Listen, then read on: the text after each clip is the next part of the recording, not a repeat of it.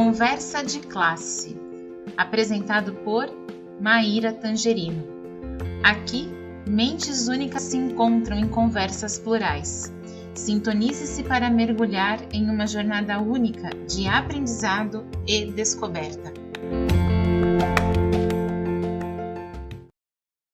Olá, pessoal! Boas-vindas a mais um episódio do Conversa de Classe. E, gente, hoje eu tenho a honra de receber uma pessoa que ela é uma professora, né? Ela é uma referência em tecnologia educacional, mas acho que, além de tudo isso, é uma parceira que a gente já dividiu tantos e tantos trabalhos, né? A gente já deu tantas e tantas aulas juntas, e eu tenho uma admiração muito grande por ela, porque eu quero dizer aqui publicamente o quanto eu aprendi, Meg Carvalho, com você, né? A Meg é coordenadora de tecnologia educacional, ela também é professora de pensamento computacional, gente, e que professora, né? Ela é consultora EdTech e também de inovações, e além disso, ela é mestra em tecnologias educacionais emergentes, né? Tem uma grande experiência aí em escolas, uma grande experiência na área educacional e levando em conta aí todo o seu repertório, Meg, eu queria começar já mandando para você a primeira pergunta, né? Eu queria saber como é que você vê a importância da personalização do ensino, que é o tema que a gente vai conversar aqui hoje, né? No contexto educacional atual. E quais são os principais benefícios da personalização do ensino para os alunos? Meg, minha amiga, professora Meg Carvalho, bem-vinda ao Conversa de Classe.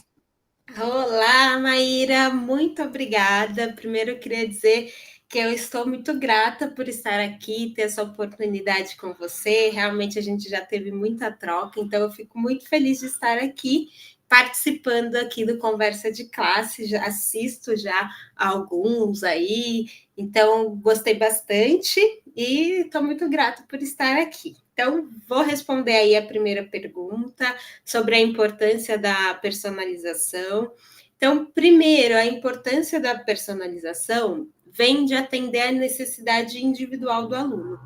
E aí, por que atender essa necessidade individual do aluno? Porque eles têm níveis de conhecimentos diferentes, eles têm estilos de aprendizagem diferentes. A gente sabe que os alunos aprendem de forma auditiva, de forma visual, às vezes leitura escrita, sinestésico, pode ser multimodal, então eles podem aprender de uma forma e de outra também, tem interesses diferentes, então é muito importante a gente atender essa necessidade individual de cada aluno, tá? E aí, quais são os benefícios? Primeiro, a motivação, né? Então, quando eles são vistos nessa individualidade deles, eles ficam mais motivados dentro da sala de aula, para aquele processo de aprendizagem. Eles também compreendem mais aquele conteúdo, né? O conteúdo fica mais claro para eles. Tem a autonomia, a questão da autonomia, responsabilidade e também o protagonismo, né? A gente sempre fala, utiliza muito essa palavra na parte da educação, mas ela é um fato e eles precisam ser protagonistas aí desse processo de ensino e aprendizagem. Meg, e te ouvindo falar, né, eu fico lembrando aqui que acho que o que mais chama atenção no seu trabalho é o quanto você consegue fazer essa personalização emergir e atingir os alunos de fato, né? Usando essa palavra que você acabou de descrever, o protagonismo, né? Gente, eu já tive a oportunidade de ver diversos projetos aí que foram encabeçados pela Meg, e a gente consegue enxergar ali a mão da criança, né? A gente sabe que é muito diferente mesmo quando a gente vê um trabalho, a gente às vezes bate o olho e fala assim, professor que fez esse trabalho, a professora lá que... E tudo bem, a professora até ajudar, né? Mas a personalização, ela requer esse refinamento, de que a gente consiga ver, de fato, né, a criança como ativa nesse processo, o adolescente como ativo nesse processo. E eu queria saber um pouquinho disso, né? A gente sabe que isso requer uma abordagem diferenciada por parte dos educadores. Quais são os principais desafios que os professores e professoras enfrentam quando eles tentam implementar a personalização em sala de aula e como que você acha que a gente pode superar? Perfeito. Desafio, eu acredito bastante que a gente tenha um desafio na questão de ter um treinamento adequado. Então, o professor ele precisa ter um propósito e precisa saber como fazer, né? Então, para isso, ele precisa ter esse acompanhamento e ter um treinamento adequado para que ele possa explorar isso dentro da sala de aula dele, ou até atravessar aí os muros da escola. Um outro desafio muito grande é a questão do tempo. A gente sabe que o professor é aquele que trabalha antes da aula, né? Então, ele planeja a aula, ele trabalha na aula e ele trabalha também pós-aula, verificando aí, avaliando as atividades. Então, acho que também é um grande desafio a questão de tempo e os recursos disponíveis, né? Agora, como que a gente pode superar isso? A gente pode superar tendo um apoio da instituição, acho que isso é de extrema importância, a instituição que a gente trabalha, né? Ter esse apoio. Ter ferramentas tecnológicas para isso, porque a tecnologia dentro dessa estratégia aí de personalização de ensino, ela ajuda muito, ela apoia muito nesse sentido, até na questão de falta de tempo, né? Então, a gente tem aí apoio, inclusive, de inteligências artificiais, hoje que está sendo bastante falado, mas também a gente tem bastante comunidade, né? Eu gostaria até de falar se é permitido aí o GIG, que é o grupo de educadores Google, eles estão sempre colocando, né, expondo atividades que fazem durante as aulas, colocando no próprio YouTube, tem um canal, eles expõem modelos, então tem atividades que você pode colocar e fazer, né, que os outros professores já proporcionaram. E eles estão colocando ali templates prontos, dinâmicas, tem muitas plataformas também que tem que tem essa questão de divisão, né? Cada professor coloca o que fez, e aí o outro professor pode remixar e adequar a melhor estratégia, ao melhor conteúdo para ele. Então, buscar isso, essas informações, esses modelos, para que apoie dentro de sala de aula, né? Inclusive, também tem o livro da Carla Arena, né? Que tem aquele que é um puxa o outro, e ela fala muito sobre isso, né? Sobre comunidade, sobre um ajudar o outro. Então, é muito legal compartilhar e pegar o que já está compartilhado. Então, isso ajuda na questão do tempo, ajuda nesse apoio de recurso, ajuda no treinamento adequado. Então, acredito que seja isso. E de fato, né, Meg, a gente vive uma era em que o compartilhamento de práticas ele é mais possível, inclusive pela proximidade que o ambiente online proporciona para a gente, né? A gente consegue conversar com pessoas aí do mundo inteiro. Eu sempre falo aqui que o programa ele é direcionado, né, para docentes. Tem muito docente aqui que assiste a gente, mas também tem muito graduando, né? Tem muita gente que está saindo da faculdade e está entrando nesse mundo agora. Então, pessoal, fica a dica, né? Da gente conseguir fazer essas conexões aí, isso é muito importante, né? Procurar esses grupos, procurar os grupos de educadores Google, o famoso GIG aí das cidades de vocês, que com certeza vocês vão conhecer muita gente boa e também se alimentar de muita prática aí boa pelo Brasil afora, né? E Meg, considerando a sua atuação, né, como consultora EdTech, quais as ferramentas que você acredita que são mais eficazes para promover um ensino personalizado? E, de repente, se você quiser também compartilhar alguma prática com a gente, um exemplo ou mais de um exemplo, por favor. Joia. Então, ferramentas, tecnologias, né? O que vai proporcionar aí essa personalização do ensino é mais o propósito do professor mesmo, né? Ele saber o que está fazendo. Mas existem várias plataformas adaptativas. Um exemplo é o Khan Academy, que é bem legal, é um recurso onde você pode inserir uma turma, uma sala de aula, e ir aplicando atividades no ritmo individual do aluno, e aí você, conforme o nível de conhecimento de cada um, você consegue ir aplicando e acompanhando, né, esse desenvolvimento do aluno. Mas também a gente tem ferramentas, e aí eu vou citar algumas do próprio Google também, onde você pode colocar recursos, tá? E dentro dessas ferramentas que a gente pode até citar que são simples de serem usadas, como o próprio Google Documentos. Então, no Google Documentos, a gente consegue fazer um Hyperdoc que vai ali abranger vários estilos de aprendizagem. Então, a gente pode colocar um link que vai levar uma experiência de um mesmo assunto e, ao mesmo tempo, colocar um vídeo que vai trabalhar o audiovisual, colocar um texto, uma história em quadrinho que vai trabalhar aquele conteúdo e deixar que o aluno escolha de 2 a 3 atividades dentro daquele Hyperdoc para ele produzir. Então, o aluno vai, né, escolher ali a melhor forma, né, para que ele acesse aquele conteúdo. Então, a gente já está ali personalizando, de repente, uma sala, né? E aí cada aluno vai escolher a maneira que se sentir mais confortável para trabalhar aquele conteúdo dentro de um documento que a gente coloca imagens, seja atrativo para eles, mas vai ter ali vários links que vai levá-los ali a um determinado conteúdo.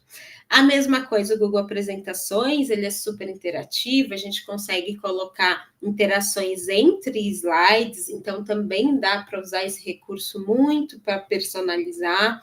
O próprio Google Formulário, o formulário ele tem sessões, né? Então, dependendo da resposta do aluno, vai levar ele a uma sessão. Então, se de repente ele ainda não conseguiu acertar alguma questão e ele vai para um vídeo que vai falar e abordar mais sobre aquela questão, aquele aluno que já acertou já vai passar para uma próxima, e assim a gente consegue ir personalizando dentro de um mesmo formulário.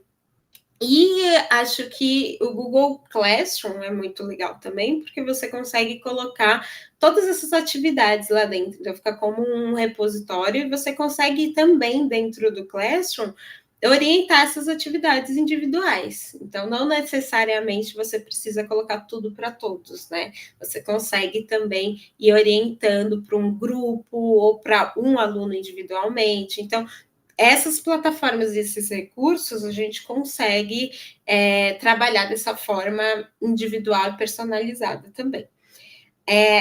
Um exemplo, e aí eu vou dar exemplo de metodologias ativas com a adoção de ensino híbrido, exemplo de rotação por estação, é um exemplo que eu gosto bastante, porque ele vai abordar estilos de aprendizagem diferentes, então é uma metodologia que você consegue colocar todos ao mesmo tempo para trabalhar com estilos diferentes. Então, eles vão trabalhar mão na massa, eles vão trabalhar leitura, eles vão trabalhar o audiovisual, eles vão trabalhar uma experiência, uma escrita, um formulário, ao mesmo tempo que eles rotacionam e uma atividade não depende da outra.